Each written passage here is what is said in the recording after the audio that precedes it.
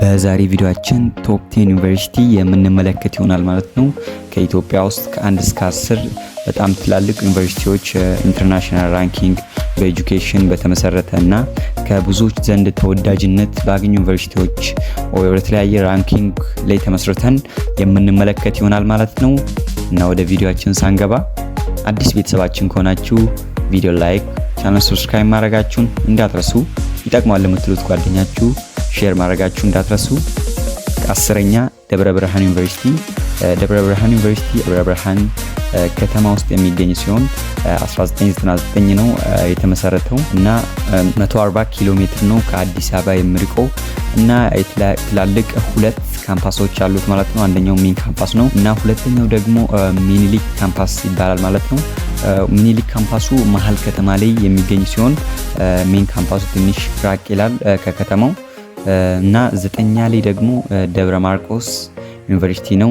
ደብረ ማርቆስ በደብረ ማርቆስ ከተማ ዩኒቨርሲቲ የሚገኝ ሲሆን 313 ኪሎ ሜትር ሻባ ይርቃል እና ትላልቅ ሜን ካምፓስ አሉት። አንደኛው ዋና ካምፓስ ኦር ሜን ካምፓስ የምንለው እና ሁለተኛው ደግሞ ቡሬ ካምፓስ ነው ማለት ነው። ስምንተኛ አዳማ ሳይንስ ኤንድ ቴክኖሎጂ ዩኒቨርሲቲ ነው። አዳማ ሳይንስ ኤንድ ቴክኖሎጂ ዩኒቨርሲቲ የሚገኘው በአዳማ ከተማ ነው ማለት ነው እና የተመሰረተውም 1985 ነው።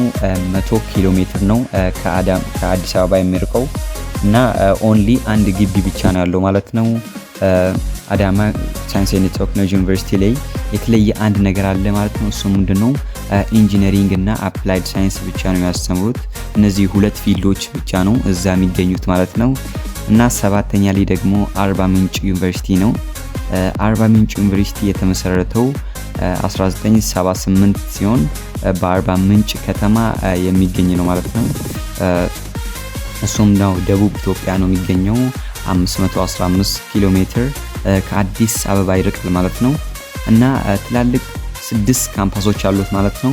መጀመሪያ ላይ ሜን ካምፓስ አለው፣ ጫሞ ካምፓስ አለው፣ ነጭ ሳር ካምፓስ፣ አባይ ኩልፎ ባለ ካምፓስ አለው ማለት ነው እና ስድስተኛ ላይ ደግሞ ሀረማያ ዩኒቨርሲቲ ይገኛል ማለት ነው። ስድስተኛ ላይ ሀረማያ ዩኒቨርሲቲ 1946 የተመሰረተ ሲሆን እና 500 ኪሎ ሜትር ከአዲስ አበባ ይርቃል ማለት ነው እና አንድ ሜን ካምፓስ ነው ያለው ማለት ነው። ከሜን ካምፓሱ የተለያየ ካምፓሶች ከስሩ ይገኛሉ ማለት ነው እና ከድሬዳዋና ሐረር ብዙም አይርቅም። ከድሬዳዋና ሐረር አይርቅም ማለት ነው። አምስተኛ ላይ ደግሞ የሚገኘው ጎንደር ዩኒቨርሲቲ ነው ማለት ነው እና ፕሊስ አምስተኛችን ሳንጀምር ለቻናላችን አዲስ ከሆናችሁ እንደዚሁም ከዩኒቨርሲቲ ጋር የተገናኘ ሪሜዲያል ከኤጁኬሽን ጋር በተገናኘ አጠቃላይ በዚህ ቻናላችን ላይ ኢንፎርሜሽን ስለምሰጣችሁ ቻናላችን አሁንም ሰብስክራይብ ብታደርጉ አሁንም ወደፊትም ትጠቀማላችሁ ማለት ነው። አምስተኛ ላይ የሚገኘው ጎንደር ዩኒቨርሲቲ። ጎንደር ዩኒቨርሲቲ 1946 ነው የተመሰረተው ማለት ነው እና ያው ፈርስት ላይ ኔሙ ጎንደር ዩኒቨርሲቲ አልነበረም ማለት ነው። ጎንደር ኮሌጅ ኦፍ ሜዲካል ኤንድ ሄልዝ ሳይንስ ነው የሚባለው 1946 ላይ የተመሰረተው ማለት ነው እና ፈርስት ኢትዮጵያ ሜዲሲን ኮሌጅ ነበር ማለት ነው እና በ1994 ላይ ስሙን ወደ ጎንደር ዩኒቨርሲቲ ቀይሯል ማለት ነው እና ደግሞ 727 ኪሎ ሜትር ከአዲስ አበባ ይርቃል። በአምሃራ ክልል ነው የሚገኘው ማለት ነው እና በባስ ከሄዳችሁ አሁን ከአዲስ አበባ አንድ ቀን ይፈጅባችኋል። ኦር በፕሌን ከሄዳችሁ በአንድ ሰዓት በማይሞላ ጊዜ ውስጥ እዛ መድረስ ትችላላችሁ ማለት ነው እና ትላልቅ 5 ካምፓሶች አሉት ማለት ነው። አንደኛው ሜን ካምፓስ፣ ማራኪ ካምፓስ፣ ቴዲ ካምፓስ፣ ፋሲል ካምፓስ እና ጤዴ ሄልዚ ካምፓስ የሚባል አሉት ማለት ነው። አራተኛ ላይ ደግሞ የሚገኘው ባህር ዳር ዩኒቨርሲቲ ነው ማለት ነው። ባህር ዳር ጎንደር ዩኒቨርሲቲ አማራ ውስጥ ነው የሚገኙት። 1963 ነው የተመሰረተው ማለት ነው። 490 ኪሎ ሜትር ነው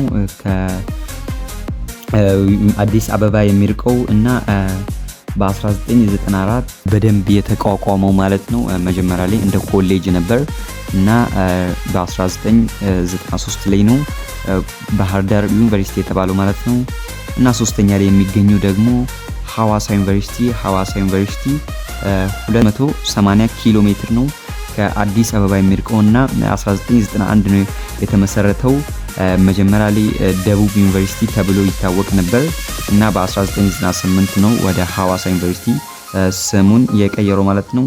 እና የተለያየ ካምፓሶች አሉት። በጣም ብዙ ካምፓሶች አሉት ማለት ነው። ያው እንደዛውም ብዙ ባይባል ብዙ ካምፓሶች አሉት ማለት ነው። ሁለተኛ ላይ ደግሞ የሚገኘው በዛሬ ራንካችን መሰረት ጂማ ዩኒቨርሲቲ ነው ማለት ነው። ጂማ ዩኒቨርሲቲ በጂማ ከተማ የሚገኝ 390 ኪሎ ሜትር ነው ከአዲስ አበባ የሚርቀው ማለት ነው። እና በ1994 ነው የተመሰረተው እና 4 ካምፓሶች አሉት ማለት ነው።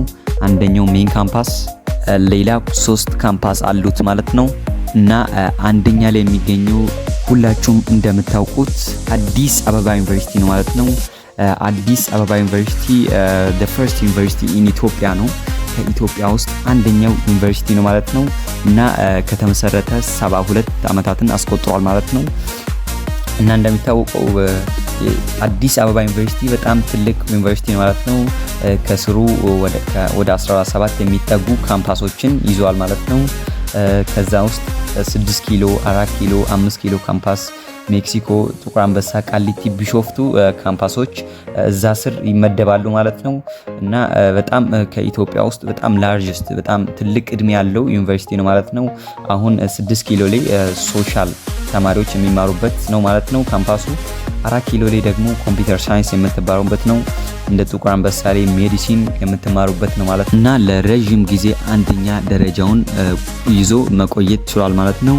የዛሬ ቪዲዮአችን እንደዚህ ይመስላል። ከተመቻችሁ ላይክ ማድረጋችሁን እንዳትረሱ ማለት ነው።